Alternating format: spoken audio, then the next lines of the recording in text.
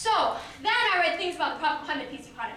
And he would tell us, Prophet, peace be upon him, the status of the mother, right? Not the father, bro, the mother. So it would talk about how paradise is under the mother's feet. And how when a man came to the Prophet Muhammad, peace be upon him, he was asking, who is most worthy of my companionship? And the Prophet, peace be upon him, replied, your mother. And then he asked again, same answer, your mother. Asked again, same answer, your mother. And then your father, right? So check us out. So right now, right, like a lot of times, we're like, oh, my mom, she's just at home, she's just a housewife, right? The cool thing about Islam is that not only is the role of the mother so amazing and valued, if you do decide to work, it's your money. So in Islam, if a person is married, it is the husband's financial obligation to take care of the wife. He has to provide for her financially, and if she works, it's her right to work. And if she wants to contribute to the family, it's considered charity. So I'm providing for my family in any way. It's charitable. It's not something that I have to do.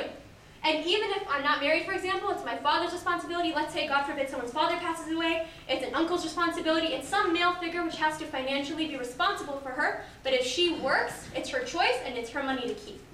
So things like that were like really crazy for me because I was like, that's pretty cool, right? Like, I want to keep my own money and, Omar can do the work. Okay? And then, in addition to that, we learned about the suffrage movement. Who here has heard of the women's rights movement, to vote, right? Things like that, like the 1920 is when we got the right to vote as women. And that was after protesting. That was after like a lot of voicing our right to be a part of society. These things came automatically through the Quran and through the Prophet Muhammad, peace be upon him, that revelation about women's rights and the status of a woman and the importance of her economic work, the importance of her political work. And when we're talking about, for example, economics, the Married Women's Property Act of the 1840s is when women were given the right to vote in Western countries, not the right to vote, the right to keep their inheritance and the right to keep their property, because after they would get married, that property was inherited to their husbands. It wasn't hers, even though, like, for example, if I, owned this Dream Act, oh, this Dream Act's so cool, you guys have to support this. But if I owned this, then, Omar, before that vote, it would be yours. However, with it, now it's mine to keep after we get married, right? So things like this brought a lot of great rights for women in our societies now. But centuries before, we're talking like over 1,400 years ago, those things were automatically given to women. And these things just like blew my mind away. So, continuing on to me. Learning about all these things made me start changing myself externally. Because internally, I started wanting to be someone who would cover myself. And the reason, yes, it was because I got I was inviting more respect in the way that I acted, in the way that I covered myself, that individuals would, I need to fix my covering, actually. Sorry, give me a second. Okay, so in the way that individuals would act with me, for example, one time I was on campus, and I was sitting, and a guy came up to me, and he's like, can I ask you a question? Like, why do you wear that? And I was breaking it down to him, like, it's awesome for you, you know what I'm saying? Like, God, and like, see me for who I am instead of what I look like, et cetera, et cetera, et cetera. So a girl passes by right then, and he points to her, and he's like, the first thing that I see when I look at her is her chest. And then he pointed to me, he's like, but the first thing that I see when I look at you is that you got your head covered. And I was like, exactly. I mean, like, you have no right to look at me in any way other than one with respect. And why wouldn't I want you to see the first thing about me is that I have my head covered instead of me as a piece of me or me as a body part. Like, that's something that I have the right to choose who gets to see those types of things, right? I cover myself because I don't want just random people to see it. And that is not the main purpose of which I cover myself. But I found that through these things about learning about the rights of women and the honor of women and the status of women, that I wanted to show my gratitude to God. That if really He has honored us with all of these things without us even having to struggle for it, then why not I show my external gratitude by covering myself in a way which I believe finally by that point is the way that He's asked me to cover. And in addition to that, while it was an internal struggle, for me, the outward part showed that it's something that I wanted people to know that I'm struggling with. So when you were to see me from 20 feet away, you wouldn't be like, okay, there's a girl. you would know anything about me, my name, you would know anything, but you would know that I'm a Muslim. And in Arabic, a Muslim is someone who submits to God. And so I wanted people to know that I went through this change. It wasn't just something external, but it was an internal shift. That when I wanted to show people that I actually covered, it wasn't just because it was something inside, but covering was a symbol for me that it was an inner struggle to work for the pleasure of God, and through that work, help be a means of transforming society. So I wanted to be a means of helping transform society because I realized the honor that women are given, and we're just focusing on women. We're talking about like everybody. It's intense. I'm not even going to start actually because it's just so intense. But like there are so many things that the more I found out, the more I wanted to show some type of outer struggle, some type of outer symbol that I want to submit myself and try my best to worship God in the best way that I can. And so for me, that's why hijab is so personal, and why I think many people here who do wear hijab on a daily basis find it to be something that, yes, we struggle with, but something that we're honored to do, because it's a sign and a symbol of our struggle to be devoted to God, outwardly as well as inwardly. And now I would like to ask you to take a moment, just close your eyes,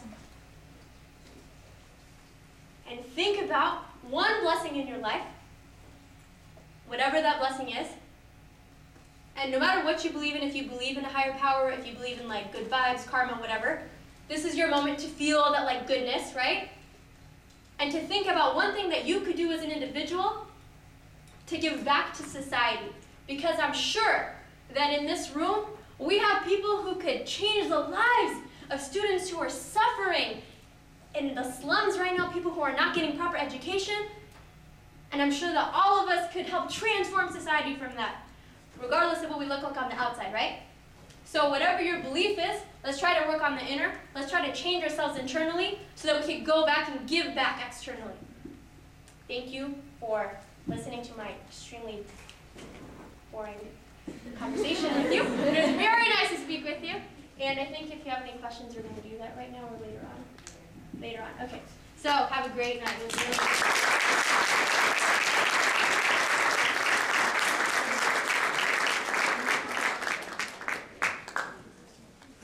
Is blown. Oh my God.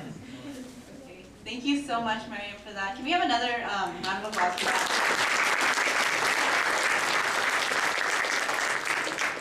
So just a few housekeeping things. Someone left a red notebook at the table. Is this anyone?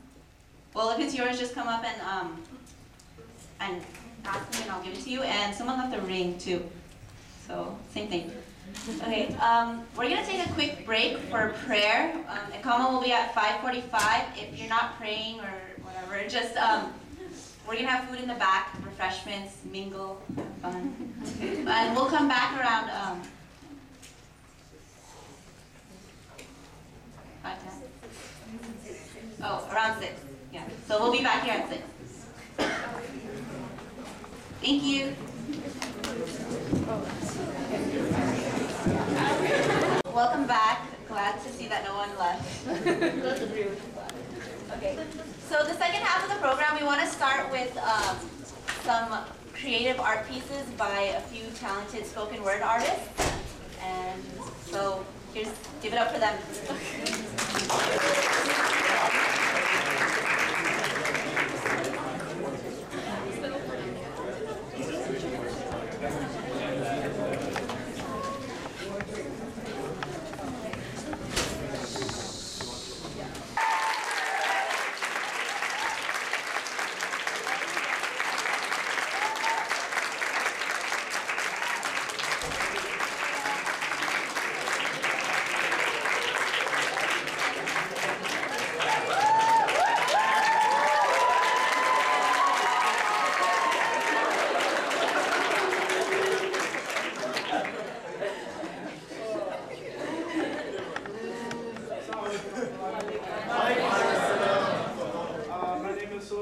I used to go here. I'm only a year old. I did biomedical engineering. I did this poem last year, and apparently it was so good they wanted to hear it again. I'm just joking. I can't compare to Buddha Muhammad. It blows my mind. Anyway, here we go. Dang, she's fine. A That's the first thought that comes to their minds, my so-called friends of mine. Though I ain't holy enough to shine, I still think it's a crime to humanity and the divine. But dang, she's fun. Is that why she's there, so you can just drool and just stare? Why is it only on appearance you care? Like how the sun hits her just right on her hair, or how you look at every part that's bare, and you'll spit every piece of game as to why you two should be a pair. Well, I try my best to look away. My resolve gets stronger every day. Even though society's gone astray to the point where wearing nothing is deemed okay. And guys everywhere will gladly pay to see them in magazines and on computer screens, praise them like queens. It makes me want to scream, is this some horrible dream? So I turn to my friends and I cry, she's not a piece of meat, she's alive. She's got a brain and a heart, one pair of eyes.